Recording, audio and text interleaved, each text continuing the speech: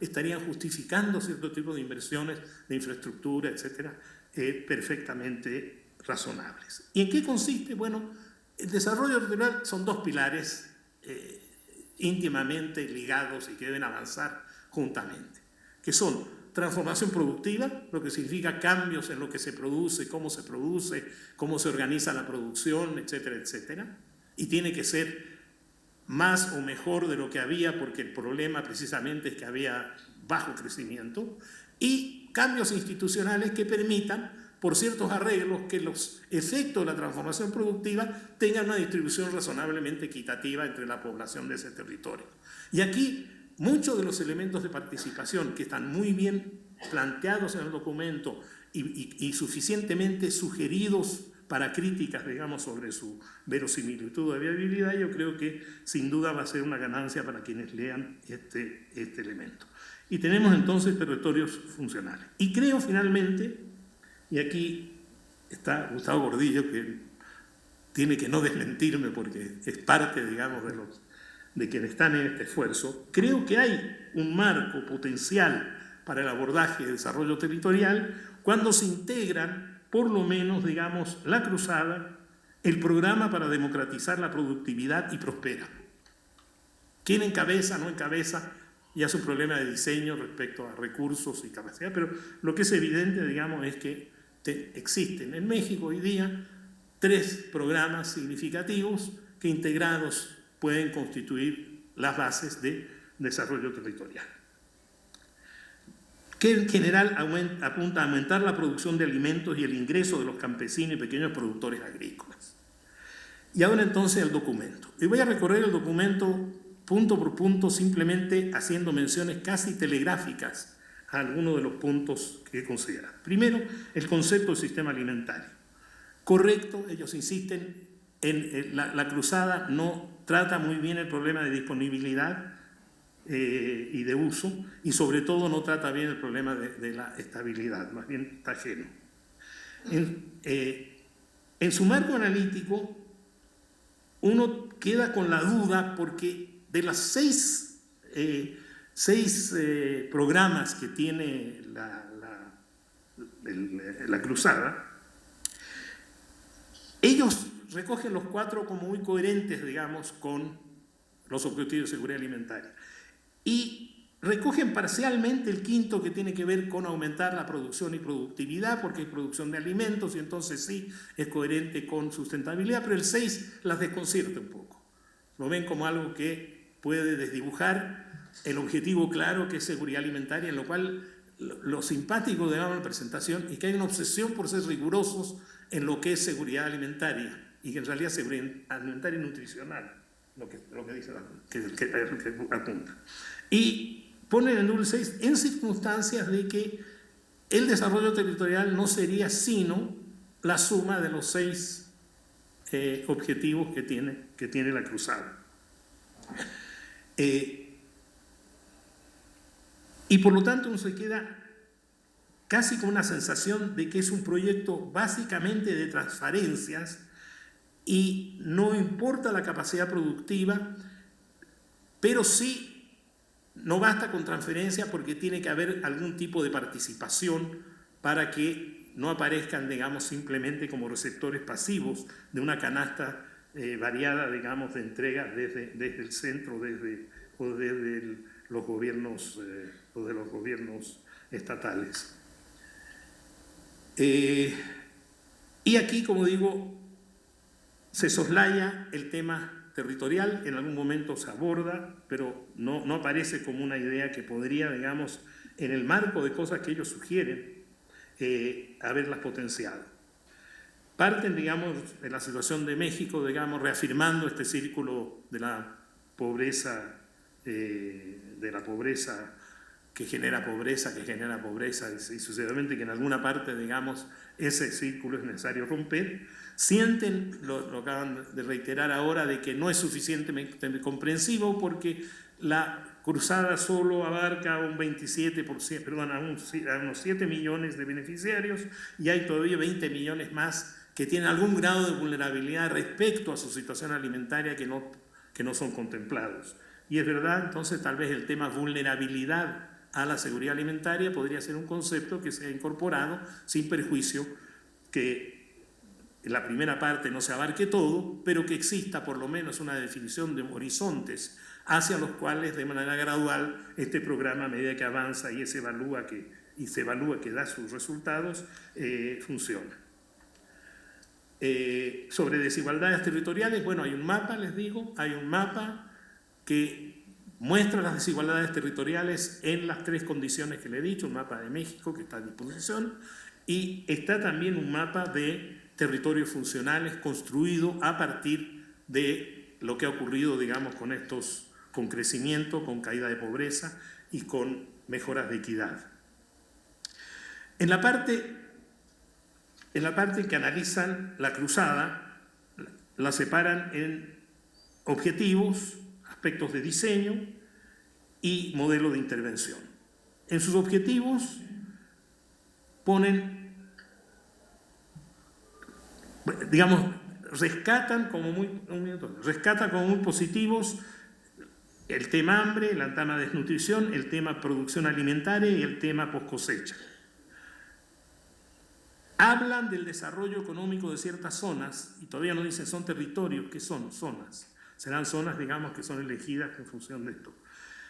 Y hablan de participación, de la necesidad de participación comunitaria. Y el tema de participación, y voy a reiterarlo, digamos, en aras del tiempo, el tema de participación aparece en muchos lugares, sobre la base de diversas comisiones marcadas a distintos niveles que van desde los municipios hasta el gobierno central.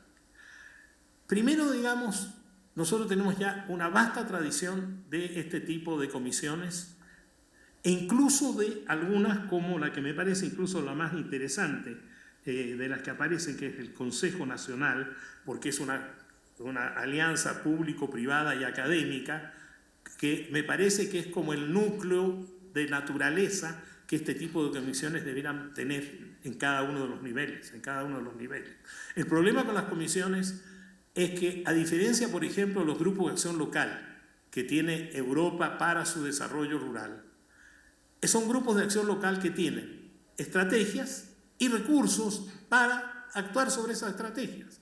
Lo que ocurre con frecuencia con estas comisiones es que tienen una definición de sus objetivos. La primera reunión, digamos, todo el mundo llega, y a medida, digamos, que no se está trabajando, decidiendo sobre recursos concretos, la asistencia va declinando, digamos, en rango, nivel y capacidad, hasta convertirse ni siquiera, digamos, en una especie de intercambio de café. Y entonces, son muchas, fíjense que en el caso, por ahí tengo anotado, hay 1.012 municipios con 5.3 millones de personas. Se supone que en cada uno de ellos se van a instalar comisiones de ese nivel, que serán el punto de partida del ejercicio de demandas, digamos, hacia niveles superiores o de programas en niveles superiores. Bueno, habría que ver en qué consisten, cuán parecidas a grupos de acción local van a llegar efectivamente y cómo va a ser posible a través de esta definir 17 estrategias con 32 líneas de acción en concurrencia, que es cuando sí, efectivamente, el tema territorial aparece muy central en vuestra presentación. Dice, sí, habrá que territorializar porque son...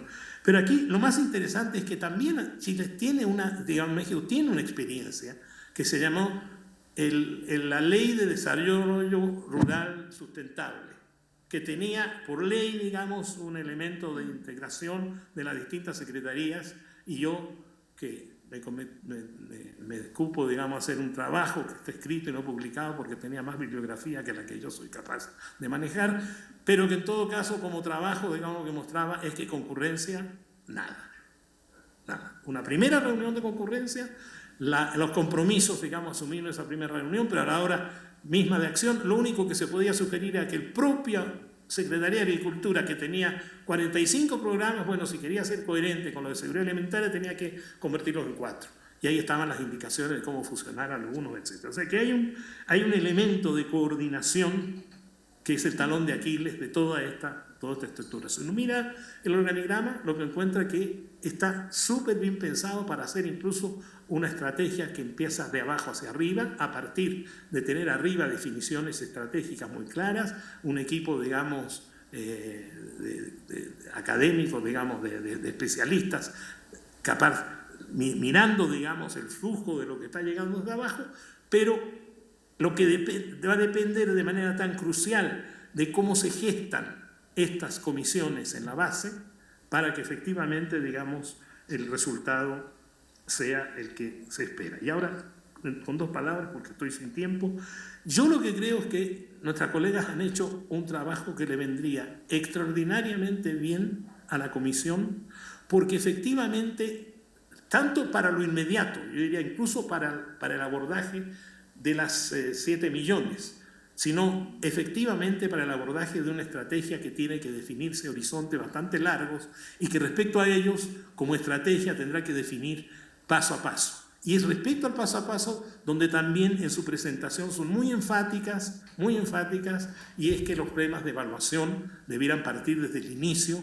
y no aparecer, digamos, como elementos que entran después a evaluar lo que ocurrió, porque son evaluaciones de proceso. Entonces, el equipo evaluador es un equipo evaluador que tiene que estar en el momento mismo que se inician, digamos, las decisiones y las actividades, y ese es un aspecto que en varias ocasiones, en varios lugares, nuestras autoras ponen con mucho énfasis. Muchas gracias. Gracias a ti, Alejandro. Y enseguida toca el comentario de Gustavo Gordillo, que ha trabajado mucho en la promoción de organizaciones campesinas. De hecho, él fue fundador, promotor de la Unión Nacional de Organizaciones Campesinas Autónomas, la UNORCA, pero también ha sido un investigador, más de 20 libros ha publicado sobre los temas del desarrollo rural, subsecretario en Agricultura, subsecretario en la Reforma Agraria, alto funcionario de la FAO en Roma y su representante en América Latina y el Caribe, investigador en la Universidad de Indiana con la profesora Ostrom y también con Vincent Ostrom, jefe de Sheckman. Y él participa en el comité de expertos de la Cruzada contra el Hambre, la conoce bien y por eso creo que va a poder hacer un resumen en 10 minutos de lo que nos quiera decir. Vamos a tener problemas para la ronda de comentarios, así que les pido que pongan por escrito su pregunta o comentario, porque las investigadoras ponentes solamente van a poder cerrar con una frase, para no retrasar más el programa de la tarde. Gustavo. Gracias. Bueno, lo de los 10 minutos. Yo creo que quiero concentrarme más en lo que son derivaciones hacia las políticas públicas del documento. En general yo estoy de acuerdo con la percepción y la visión que está expresada en este estudio. De hecho, hace algunos meses presenté en el seminario de la cuestión social mi propia visión de la cruzada, que coincide mucho con las cosas que aquí se están planteando en este documento. Creo que por eso importa mucho en las políticas públicas diferenciar 3 cosas: el derecho a la alimentación por un lado, la pobreza por el otro lado y la seguridad alimentaria por el otro lado. Y el problema que tiene el decreto, y es una cosa que varios dijimos desde el principio de la Cruzada Nacional contra el Hambre, el decreto que fue publicado en enero del año pasado, es que por un lado tenía en ese momento 5 objetivos que estaban todos, ya fueron mencionados, muy orientados a la seguridad alimentaria, y por otro lado tenía una serie de criterios con los cuales definieron los municipios iniciales, los 400 con los cuales iba a empezar a trabajar la cruzada, y ahí utilizaron los criterios de Coneval sobre carencias. Y entonces hay ahí una contradicción implícita en el propio decreto, que se va a ver a lo largo de todo el funcionamiento de la cruzada. Es decir, la cruzada está más orientada a seguridad alimentaria o más orientada al tema de pobreza, y como lo dicen las colegas, cada vez más está más orientado hacia el tema de pobreza, y el tema propiamente de hambre y de seguridad está como en un segundo nivel. Ahora, La Cruzada contra el Hambre hizo una apuesta, y esa es la apuesta que tenemos que discutir si se está realizando o no. La apuesta es, si tú logras una buena coordinación interinstitucional en el ámbito federal, nacional, estatal y municipal, de todos los programas ya existentes, y al mismo tiempo logras una participación social importante desde la comunidad, el resultado de ese va a ser cualitativamente distinto y va a poder lograr reducir sustancialmente los criterios de hambre en un momento y los criterios de pobreza cada vez más conforme va avanzando el programa. Ahora, yo creo que esa apuesta es una gran apuesta que tiene varios problemas. Uno de ellos ya los mencionó Alejandro, y también está muy bien mencionado a lo largo del documento, y es el problema de la coordinación interinstitucional. Es verdaderamente muy difícil que encontremos una coordinación interinstitucional que realmente funcione. Y en este caso, como lo mencionan las autoras del documento, está mucho más orientado a la parte federal y tiene mucho menos en el ámbito estatal y municipal. Y de hecho lo que dicen es justamente que es indispensable, lo cito, que dicha coordinación se materialice en las acciones a nivel del territorio para que las distintas dimensiones de seguridad alimentaria se atiendan de forma simultánea. Yo creo que ahí hay un problema. Pero el otro problema también mencionado, y yo en este caso recomiendo un estudio muy detallado que hicieron los colegas de Subsidios al Campo, una página que está en web, y particularmente Héctor Robles, sobre los programas. Inicialmente se tomó como universo alrededor de 70 y tantos programas, más allá de los que han tomado como punto de referencia la Cruzada contra el Hambre, y lo que se encontró en dos palabras es, de todos estos 66 programas, solamente 3 tienen algún grado de presencia en los municipios de la Cruzada Nacional contra el Hambre. Uno es Oportunidades, ahora Prospera, otro es Adultos Mayores y otro es Seguro Popular. Todos los demás, y particularmente los que tienen que ver con fomento productivo, están concentrados, y muchos de ellos concentrados en los estados del norte. Ese es el gran problema cuando vemos el gasto público al sector rural. Ese es uno de los grandes problemas de los subsidios. Hay muchos estudios de la OECD, de CEPAL, del Banco Mundial, de colegas aquí en México del CIDE, del Colegio de México, de la UNAM, que lo que están planteando es esencialmente los subsidios al campo son extraordinariamente regresivos, y lo que se gana, que no es demasiado, pero lo que se gana con oportunidades, por lo menos en el campo, se pierde drásticamente en términos de desigualdad con los subsidios, la forma de los subsidios regresivos que hay al campo. Entonces yo creo que ese es un punto absolutamente clave. En el documento de las colegas plantean que, y la cito porque me parece que esto es muy importante, en este contexto consideramos que una estrategia de seguridad alimentaria es de alta prioridad en el ámbito de la política pública y que los esfuerzos deberían encaminarse a apuntalar las intervenciones que permitan atacar el problema en toda su complejidad. Yo creo más aún que con las modificaciones que me parecen sustanciales de Oportunidades, ahora denominado Prospera, cada vez me parece a mí por lo menos más claro que Oportunidades Prospera se va más hacia el lado de un programa antipobreza, y entonces tenemos un hueco que no está cubierto suficientemente, que debería de estar mucho más enfocado al tema de la seguridad alimentaria. En esto de los programas no solamente son muy pocos los programas que llegan a los municipios más pobres, sino que llegan de una manera muy desarticulada. Voy a usar el dicho que se lo usan, que se lo adjudican a los chinos, sabiendo que aquí mi colega Navarrete seguramente nos va a aclarar si es cierto o no es cierto que los chinos dicen eso.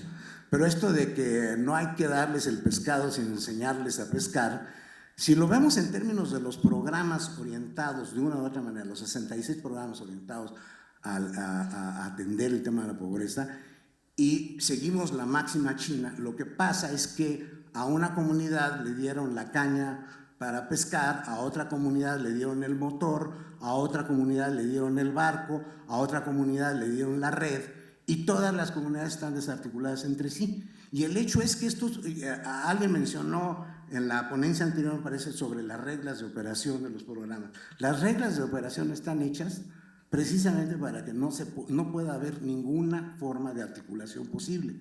Porque hay reglas de operación en programas que dicen, si tú entraste a este programa, no puedes entrar a ningún otro programa que esté vinculado con este tema. Entonces no hay posibilidad de complementariedad. Así que una de las grandes reformas que se tienen que hacer, más que en los mismos programas, es en las reglas de operación de cómo estos funcionan. El último tema que quería tratar es el tema de participación, porque es uno de los temas absolutamente claves. Y sí, hay una cantidad enorme de comités de comunidad que se han constituido y que se han expresado, pero yo pienso que el gran dilema que hemos tenido desde los programas a fines de los 80s, como Solidaridad, como todos estos programas, es un dilema central. Y el dilema es, o generamos comités para atender un programa, o generamos programas para atender las formas organizativas en las comunidades. Y ese dilema es absolutamente crucial, porque lo primero lo que genera son comités para atender un programa concreto, y cuando ese programa desaparece, desaparecen los comités. Mientras que lo otro implicaría fundamentalmente la construcción, y en este caso la reconstrucción del tejido social en el ámbito de las comunidades, indispensable, junto con la reestructuración de los municipios, no solo para un tema de seguridad alimentaria, sino para un tema de seguridad, punto. Muchas gracias.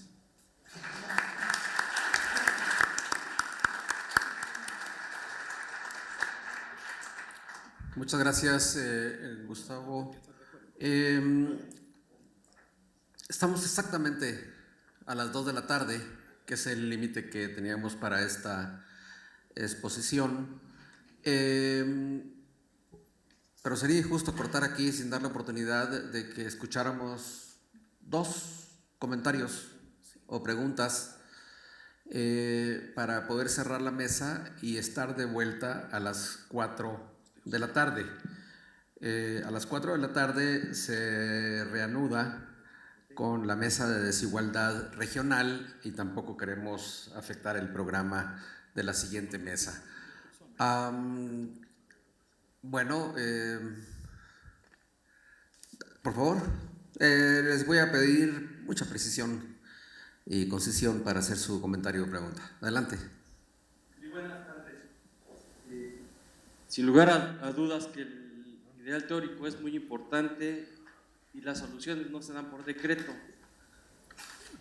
Se puede lograr la estabilidad alimentaria, ya no la seguridad alimentaria, dada las condiciones a las que nos ha llevado la caquistocracia. Satisfaciendo el hambre se puede lograr combatir la pobreza. Es todo, gracias. ¿Alguien más?